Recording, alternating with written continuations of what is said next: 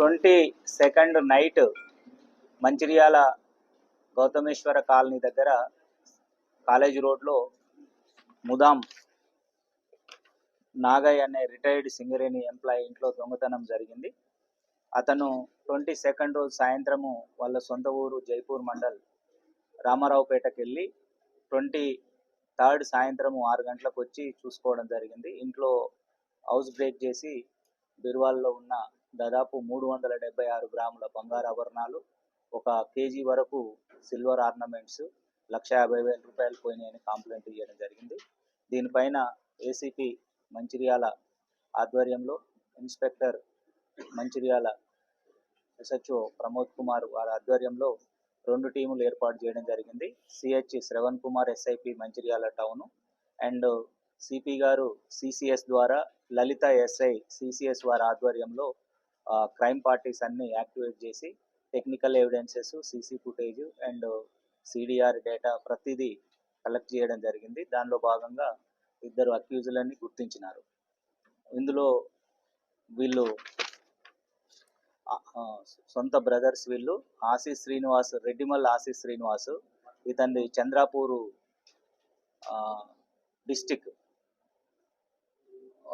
ఇంకొక అతను రెడ్డిమల్ ఆకాష్, ఇతను 28 years, ఇతను కూడా చంద్రాపూరు. వీళ్ళు ఇక్కడ వాస్తవానికి వీళ్ళ తల్లిదండ్రులు పెద్దపల్లికి సంబంధించిన వాళ్ళు. ఎప్పుడో వీళ్ళు చిన్నగా ఉన్నప్పుడే వాళ్ళు వెళ్ళిపోవడం జరిగింది.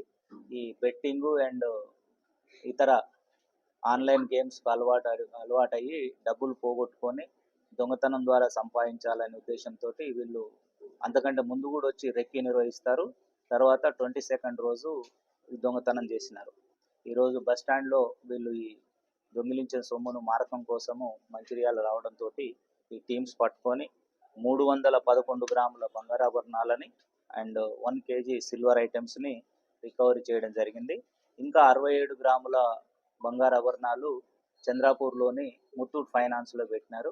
ఈరోజు కోర్టుకు పంపిన తర్వాత పోలీస్ కస్టడీ తీసుకొని త్రూ కోర్టు ద్వారా 67 గ్రాములు కూడా రికవర్ చేసి బాధితుడికి ఫిర్యాదుదారికి అందించడం జరుగుతుంది కోర్టు ద్వారా.